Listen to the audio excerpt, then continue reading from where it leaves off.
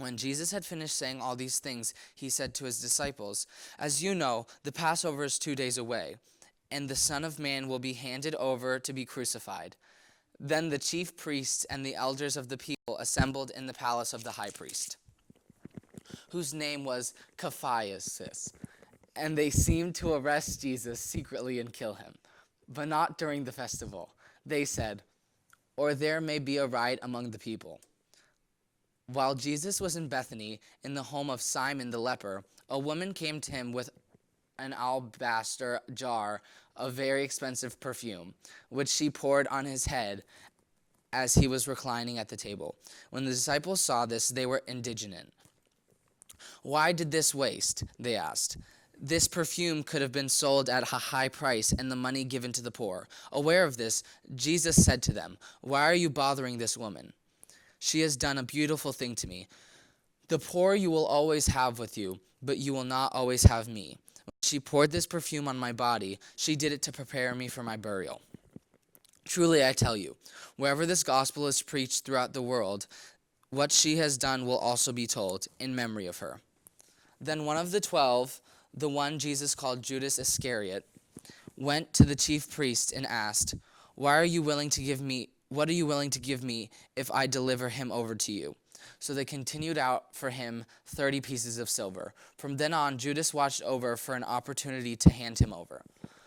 On the first day of the festival of the unleavened bread, the disciples came to Jesus and asked, "Where do you want us to make preparations for you to eat the Passover?" He replied, "Go into the city to a certain man and tell him, 'The teacher says, my appointed time is near. I am going to celebrate the Passover with my disciples at your house.'" So the disciples did as Jesus had directed them and prepared the Passover. When evening came, Jesus was reclining at the table with 12. And while they were eating, he said, "Truly I tell you, one of you will betray me." They were very sad and began to say to him, one after the other, "Surely you don't mean me, Lord." Jesus replied, "The one who has dipped his hand into the bowl with me will betray me. The Son of Man will go just as it is written about him. But woe to that man who betrays the Son of Man. It would be better for him if he had not been born." Then Judas, the one who would betray him, said, "Surely you don't mean me, Rabbi." Jesus answered, "You have said so." While they were eating, Jesus took bread, and when he had given thanks, he broke it and gave it to his disciples. "Take it and eat it. This is my body." Then he took a cup, and when he had given thanks, he gave it to them, saying, "Drink from it, all of you. This is my blood of the covenant, which is poured out for many for the forgiveness of sins. I tell you, I will not drink from this fruit of the vine from now on until that day when I drink it new with you in my Father's kingdom."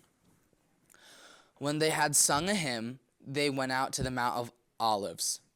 Then Jesus told them, "This very night you will all fall away on account of me, for it is written, 'I will strike the shepherd, and the sheep of the flock will be scattered.' But after I have risen, I will go ahead of you into Galilee." Peter replied, "Even if all fall on account of you, I never will." "Truly I tell you," Jesus answered, "this very night, before the rooster crows, you will disown me 3 times." But Peter declared, "Even if I have to die with you, I will never disown you." And all the other disciples said the same. Then Jesus went with his disciples to a place called Gethsemane, and he said to them, "Sit here while I go over there and pray." He took Peter and the 2 sons of Zebedee along with him, and he began to be sorrowful and troubled. Then he said to them, "My soul is overwhelmed with sorrow to the point of death. Stay here and keep watch with me." Going a little farther, he fell with his face to the ground and prayed, "My Father, if it is possible, may this cup be taken from me. Yet not as I will, but as you will." Then he returned to his disciples and found them sleeping. "Could you men keep watch with me for 1 hour?" He asked Peter, "Watch and pray so that you will not fall into temptation. The spirit is willing, but the flesh is weak." He went away a second time and prayed, "My Father, if it is not possible for this cup to be taken away unless I drink it, may your will be done." When he came back, he again found them sleeping, because their own eyes were heavy. So he left them and went away once more and prayed the third time, saying the same thing. Then he returned to the disciples and said to them, "Are you still sleeping and resting? Look, the hour has come, and the Son of Man is delivered into the hands of sinners. Rise, let us go. Here comes my betrayer." While he was still speaking, Judas, one of the 12, arrived. With him was a large crowd armed with swords and clubs, sent from the chief priests and the elders of the people. Now the betrayer had arranged a signal with them. "The one I kiss is the man. The one I kiss is the man. Arrest him." Going at once to Jesus, Judas said, "Greetings, Rabbi," and kissed him. Jesus replied, "Do what you came for, friend." Then the men stepped forward, seized Jesus, and arrested him. With that, one of Jesus' companions reached out for his sword, drew it, and struck the servant of the high priest, cutting off his ear. "Put your sword back in its place," Jesus said to them, "for all who draw the sword will die by the sword. Do you think I can not call on my Father, and he will at once put at my disposal more than 12 legions of angels? But how then would the scriptures be fulfilled that say it must happen in this way?" In that hour, Jesus said to the crowd, "Am I leading a rebellion that you have come up with swords and clubs to capture me? Every day I sat in the temple courts teaching, and you did not arrest me. But this has all taken place that the writings of the prophets must be fulfilled." Then all the disciples deserted him and fled.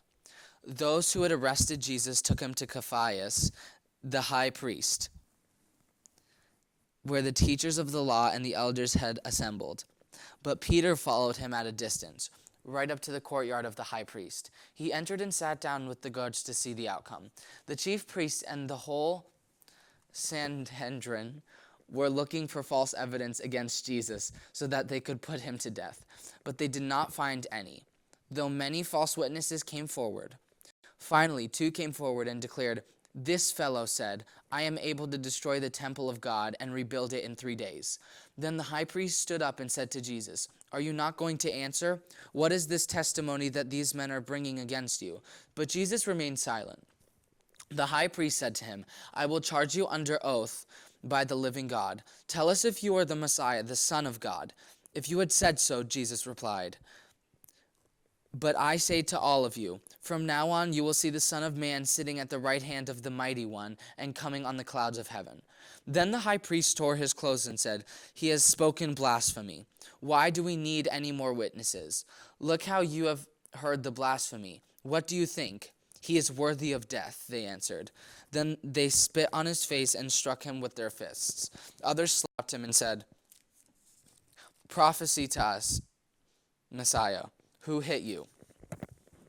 Now Peter was sitting in the courtyard, and a servant girl came to him. "You also were with Jesus of Galilee," she said. But he denied it before them all. "I don't know what you're talking about," he said. Then he went out to the gateway, where another servant girl saw him and said to the people there, "This fellow was with Jesus of Nazareth." He denied it again with an oath, "I don't know the man." After a little while, those standing there went up to Peter and said, "Surely you are one of them. Your assent gives you away." Then he began to call down curses, and he swore to them, "I don't know the man." Immediately a rooster crowed. Then Peter remembered the word Jesus had spoken, "Before the rooster crows, you will disown me 3 times." And he went outside and wept bitterly.